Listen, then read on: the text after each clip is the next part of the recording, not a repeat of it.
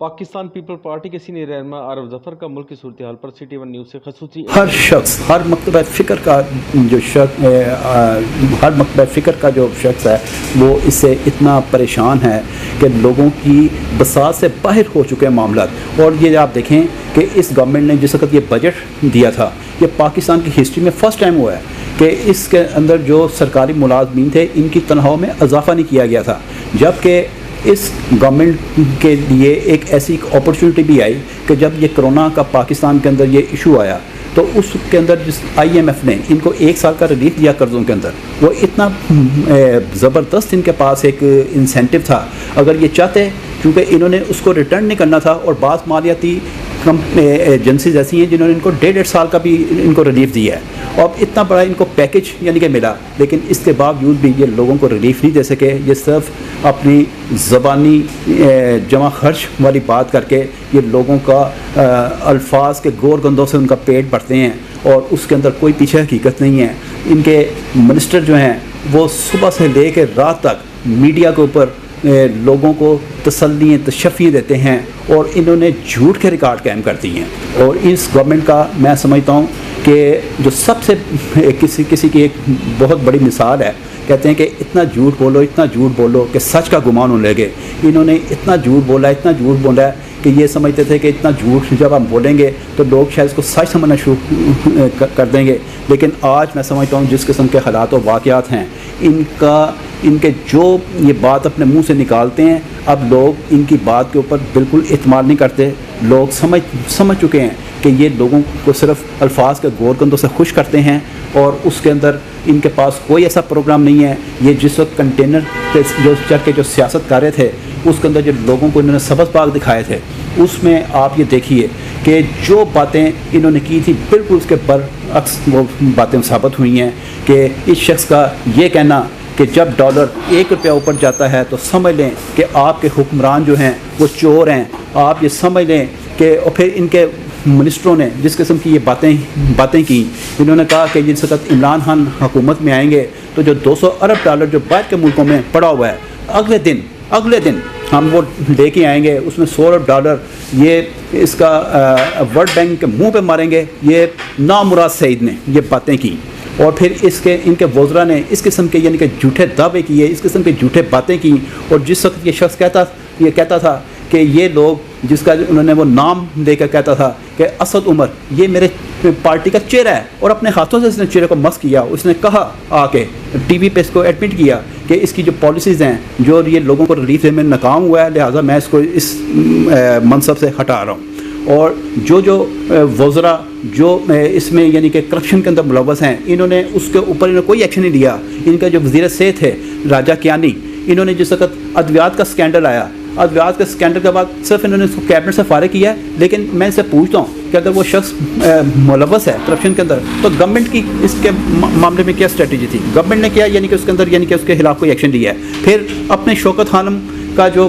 मौजूदा जो वज़ीर से जो है वो जो डॉक्टर फैसल, इसको लेके आए हैं, इन्होंने 250% उसमें अद्वियात की कीमतों के अंदर इजाफा किया। और जो उसका जिस वक्त मीडिया ने उनसे पूछा कि आपने 250 अरब उन अद्वियात के अंदर इजाफा कर दिया जो इंसानी जाने बचाने के काम आती हैं, तो इन्होंने कहा क्योंकि गुज़श्ता 10 साल से इसकी कीमतें नहीं बढ़ी थी, लिहाजा ये कीमतें हमने बढ़ाई हैं। यानी कि इनकी मंतक आप देखें, ये लोगों के साथ इतना यानी कि ये झूठ बोलते हैं, ये समझते हैं कि झूठ बोल के हम अपना वक्त गुजार लेंगे। लेकिन मैं आपको ये यकीन दिलाता हूँ कि जिस किस्म की जो इस मुल्क के अंदर सियासी हलचल शुरू हो चुकी है, इनका एक दिन जो है ना, ये इस मुल्क के गरीबों पर, इस मुल्क के मेहनत कशों पर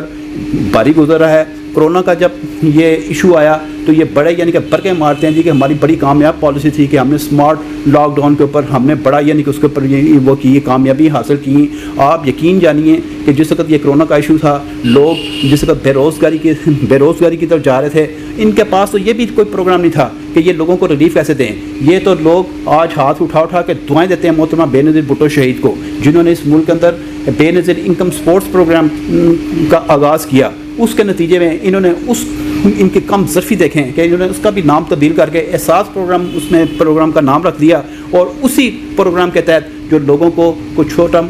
छोटा मोटा जो रिलीफ था उस प्रोग्राम के तहत लोगों को यानी कि रिलीफ दिया गया। इन लोगों में तो इतनी समझ नहीं थी कि कम अज़ कम ये, और फिर उसके अंदर जो इन्होंने रास्ता इख्तियार किया, लोगों की इसमें तस्लील की गई, यानी कि लोग रोज़ों की हालत में ना जाते थे अपने, यानी कि वो उसके अंदर जो भी छोटा मोटा पैकेज था तो लाइनें लगी होती थी, और आगे वो डिपार्टमेंट उनके साथ सलूक क्या करता है कि आपका थंब इम्प्रेशन सही नहीं है। लोगों को उन्होंने उन छोटी सी मत के अंदर जो पैसे देने थे उसके अंदर इन्होंने ख्वार किया लोगों को, और लोगों की बददुआएं इन्होंने ली हैं। इनको इतनी लोगों की बददुआएं इस वक्त लगी हुई हैं कि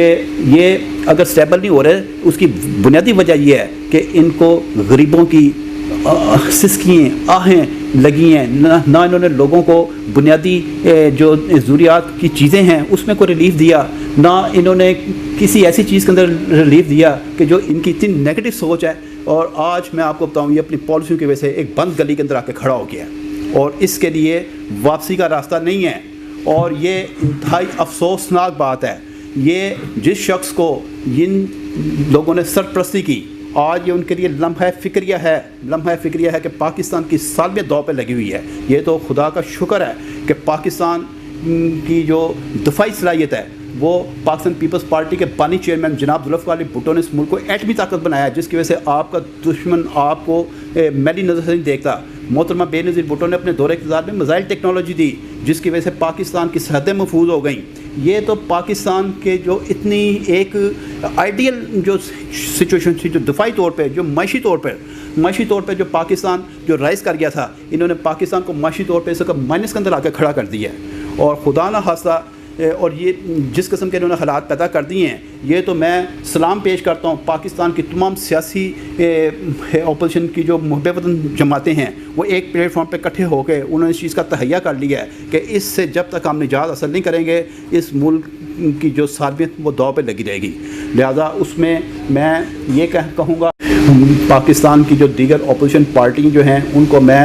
मुबारकबाद पेश करता हूँ कि उन्होंने एक इतने इंतहाई संगीन जो है वो इशू के ऊपर वो एक प्लेटफॉर्म पर 1 पॉइंट एजेंडे पे इकट्ठे हुए हैं। और इंशाअल्लाह ताला ये जो इनका ये जो 1 पॉइंट एजेंडा है पाकिस्तान की सालमियत को बचाने का और जो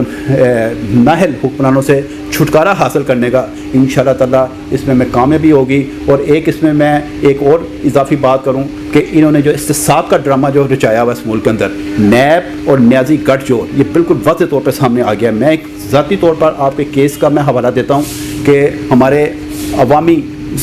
वज़ीर-ए-आज़म, साबिक़ वज़ीर-ए-आज़म राजा परवेज़ साहब 4 साल तक नैब के अंदर एक ऐसे बाउंड्री केस के अंदर वो यानी कि वो अदालत में पेश होते रहे कि जिसकी कोई बेस ही नहीं थी। वो पाकिस्तान पीपल्स पार्टी इस्तिसाब से नहीं घबराती है। पाकिस्तान पीपल्स पार्टी कहती है हाँ हम इस्तिसाब होना चाहिए, लेकिन वो इस्तिसाब अक्रॉस द बॉर्डर होना चाहिए। अब आप अंदाज़ा करें जिस वक्त इनके ऊपर बात आती है, इनकी